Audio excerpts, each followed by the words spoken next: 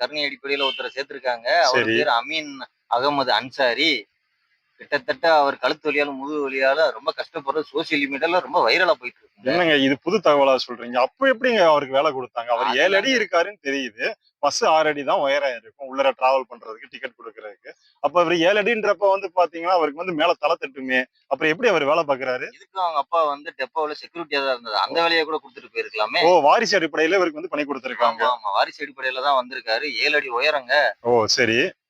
பாக்குற நமக்கே இப்படி இருக்குன்னா, டிக்கெட் வாங்குறவங்கலாம் தேடி போய் டிக்கெட் எடுக்குறாங்களே தவிர, டிக்கெட் எடும்மா, டிக்கெட் எடும்மான்ற மாரி நம்ம ஊர்லலாம் நீங்க கேள்விப்பட்டிருப்பீங்க. ஓ! ஆ ஆமா. ம். நெறைய டிக்கெட் ஏறி வரவங்கலாம் வந்து இவர தேடி வந்து டிக்கெட் எடுத்துட்டு போற மாரி, அவரால நடந்து உள்ள போ முடியலங்க. ஒரு வித்தியாசமான பிரச்சனையில அவதிப்படுறாரு போலயே! ரொம்ப வித்தியாசமான பிரச்சனை.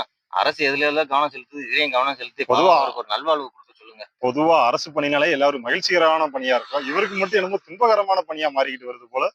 நகைப்புக்குரியதா ஆக்கி வச்சிருக்க அங்க இருக்கிற போக்குவரத்து துறை.